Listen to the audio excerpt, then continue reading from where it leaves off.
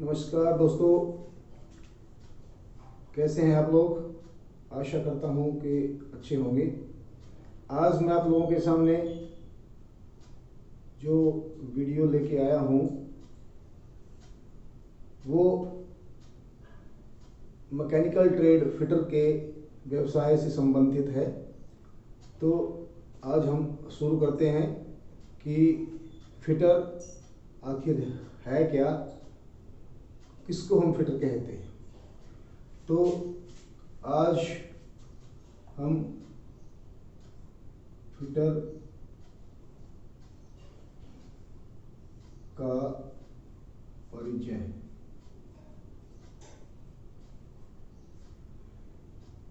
Introduction,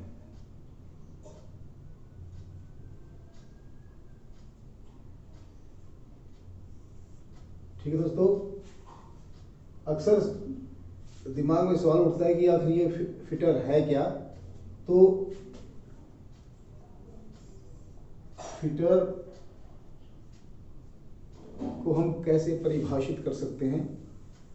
देखिए दोस्तों, fitter एक कुशल कारीगर या वह व्यक्ति होता है जो मशीनों के पुर्जों को जोड़कर उसे सुचारू रूप से चलने के लिए सक्षम बनाता है। या हम दूसरे शब्दों में ये भी कह सकते हैं कि किसी भी मशीन को चलने के लिए उसकी मरम्मत और उसका रखरखाव करने की पूर्ण जिम्मेदारी फिटर के ऊपर होती है। तो ठीक है दोस्तों, ये हुई इसकी परिभाषा। अब फिटर किन किन कार्यों में एक्सपर्ट होना चाहिए, उसे हम फिटर की निपुणता कहते हैं। तो फिटर की निपुणता की श्रृंखला में हम उसको 3 निपुणताओं में बांट सकते हैं। तो पहली निपुणता क्या है? फिटर निपुणता।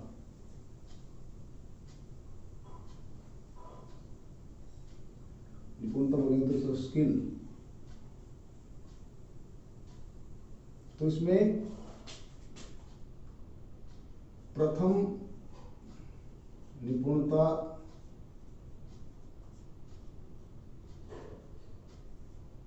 या इसको हम प्राइमरी स्किल भी कह सकते हैं।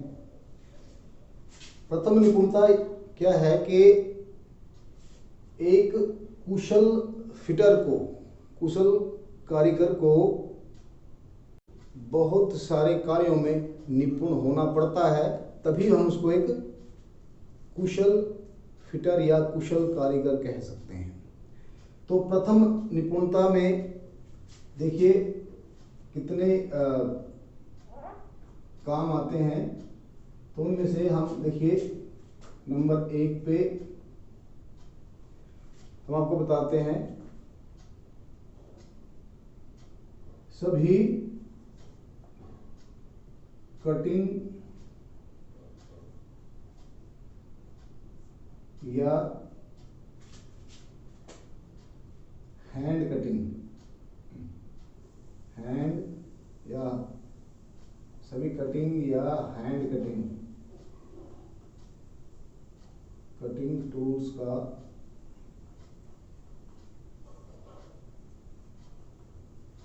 इस्तेमाल, प्रयोग, आना। मतलब क्या है कि एक कुशल कारीगर की प्राथमिक निपुणता में सर्वप्रथम ये कार्य होता है कि उसको सभी कटिंग और हैंड कटिंग टूल्स का इस्तेमाल बखूबी आना चाहिए। दूसरे नंबर पे है मार्किंग।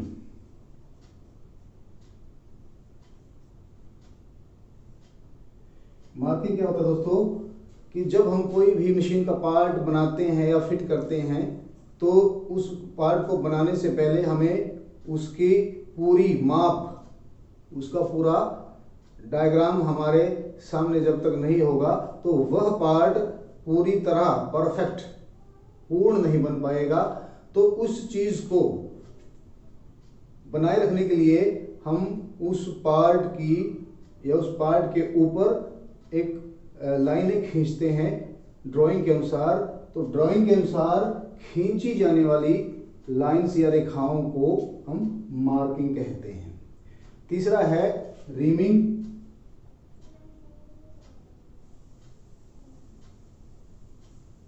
रीमिंग प्रोसेस क्या है कि जब हम किसी पार्ट को या किसी पुर्जे को हम बनाते हैं तो उसमें हमें ड्रिल होल करने पड़ते हैं, और ड्रिल होल जो करते हैं तो उसकी अंदर की जो सतह है वह पूरी तरह फिनिश नहीं हो पाती, और उस सतह को कुछ माइक्रोन्स में अंदर से फिनिश करने के लिए जिस टूल का हम इस्तेमाल करते हैं उसे रीमर कहते हैं, और जो प्रक्रिया रीमर के द्वारा की जाती है उसे हम रीमिंग कहते हैं।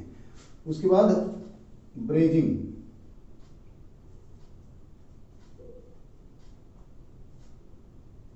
ब्रेजिंग क्या होता है दोस्तों?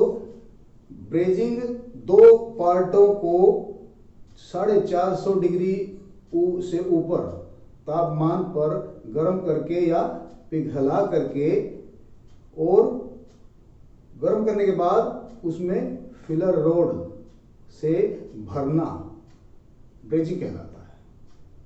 अब ये ब्रेजिंग हम किसी भी धातु पर कर सकते हैं। अगर स्टेनलेस स्टील पे करेंगे तो वहाँ स्टेनलेस स्टील की फिलर रोड यूज़ करेंगे, पीतल पे करेंगे तो वहाँ पीतल का फिलर रोड यूज़ करेंगे।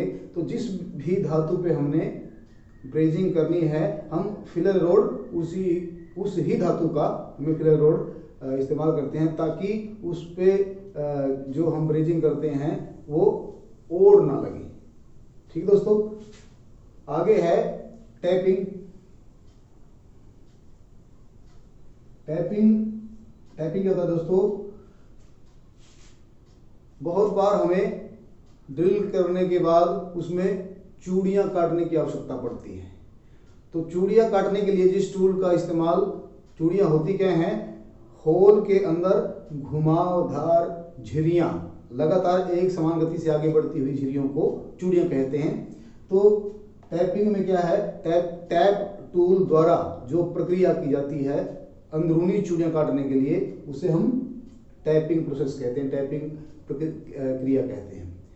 उसके बाद है सोल्डरिंग।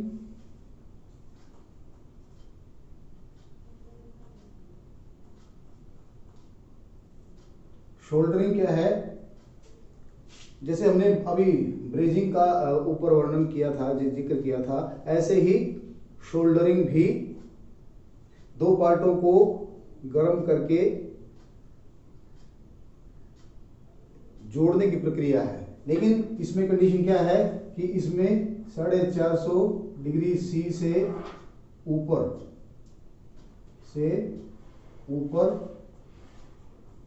हमने पार्टों को गर्म किया था। इसमें 450 डिग्री से नीचे हम पार्टों को गर्म करके लेड और टिन के एक मिश्रण, जिसे हम शोल्डर कहते हैं, उसके द्वारा दो पार्टों को चिपकाया जाता है। ये इसके मुकाबले बहुत क्या बोलेंगे मजबूती में बहुत कम होती है। ये वाली इससे बहुत अधिक मजबूत होती है। इसको हम पक्का टांका और इसको हम कच्चा टांका भी कहते हैं। अगला है स्क्रैपिंग।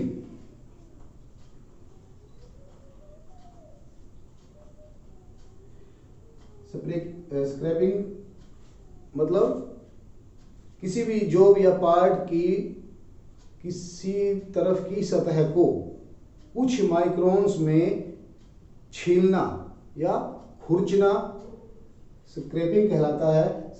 स्क्रैपिंग में स्क्रैपर टूल का इस्तेमाल किया जाता है, जिसे हम खुरचनी भी कहते हैं।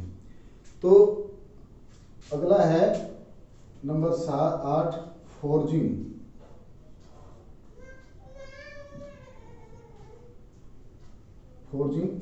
फोर्जिंग क्या है दोस्तों?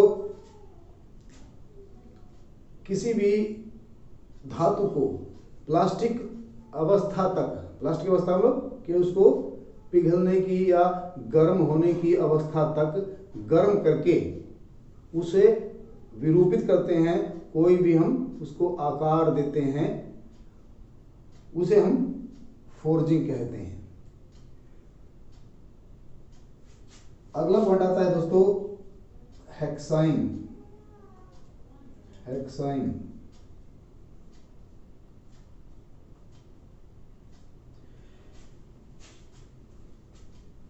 फिटर को बहुत सारे काम करने के साथ साथ अक्सर देखेंगे कि कई चीज़ों को काटना, किसी का साइज बढ़ा है तो उसको घटाना। तो जब हमें ज़्यादा मात्रा में साइज घटाना होता है, दो पार्टों को अलग करना होता है, तो हम एक हेक्सा और हेक्सा ब्लेड को मिला के एक दूसरे में चढ़ा के उसको हम जो कटिंग करते हैं उसे हम हेक्साइन के नाम से जानते हैं। यानी हेक्सा फ्रेम और ब्लेड के द्वारा जो प्रक्रिया की जाती है उसे हम हेक्साइन कहते हैं। इसमें इसका इस्तेमाल किसी भी बड़ी हुई चीज़ को कम करने के लिए या दो पार्टों को, एक पार्ट को दो पार्टों में विभक्त करने के लिए, बांटने के लिए, अलग करने के लिए इसका इस्तेमाल होता है। अगला है ड्रिलिंग।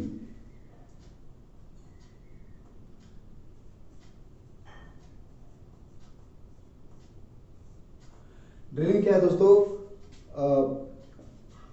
कई बार पार्टों को जोड़ने के लिए हमें उसमें चूड़ियाँ वगैरह काटने की आवश्यकता पड़ती है। तो जब अंदरूनी भागों में हमें चूड़ियाँ काटने की जरूरत पड़ती है या नट बोल्ट लगाने की जरूरत पड़ती है या दो पार्टों को हमें किसी भी तरीके से रिवेटिंग से जोड़ने की जरूरत पड़ती है, तो हमें उन दोनों पार्टों में सुराख या होल करने की आवश्यकता पड़ती है। तो वो सुराख या होल जिस प्रक्रिया से होता है उस प्रक्रिया का नाम ड्रिलिंग कहलाता है। यानी कि ड्रिल मशीन एवं ड्रिल बिट के द्वारा जो प्रक्रिया हम करते हैं उसे ड्रिलिंग कहते हैं। अगला है चिपिंग।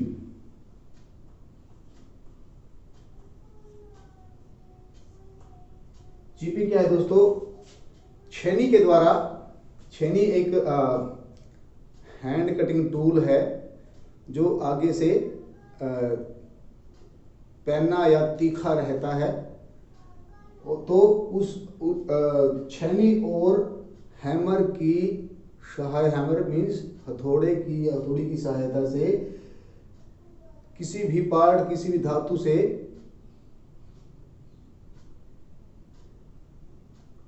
चीजल छेनी द्वारा माल को हटाना या दो भागों में विभक्त करना, दो भागों में इसको अलग करना, जो उसके लिए जो प्रक्रिया होती है उसे हम चिपिंग कहते हैं। चिपिंग के लिए छेनी और हैमर का होना तथा उसको बेस देने के लिए किसी सॉलिड बेस जैसे एनविल का होना अति आवश्यक है। नहीं तो हमारी जो हम हैमरिंग जैसे जो चोट मारते हैं वो हमारी सॉलिड नहीं होगी। उसके बाद है दोस्तों फाइलिंग।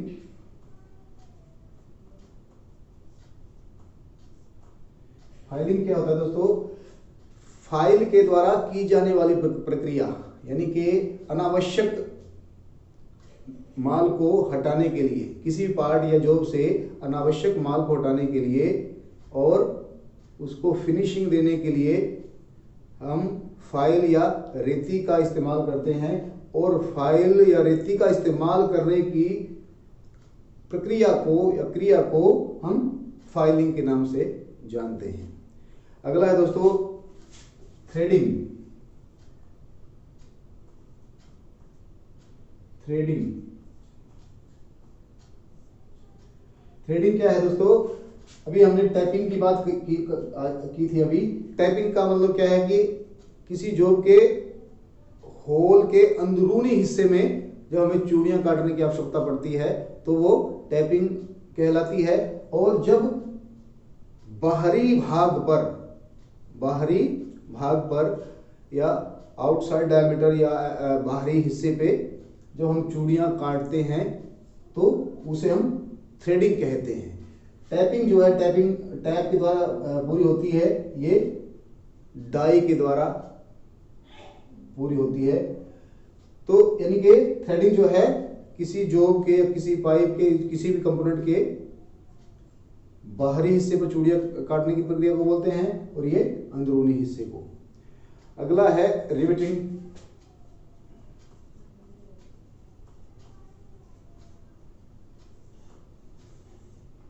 रिवेटिंग क्या होता है दोस्तों? ब्रेजिंग, सोल्डरिंग और एक आगे आएगा वेल्डिंग तथा रिवेटिंग। ये क्या है?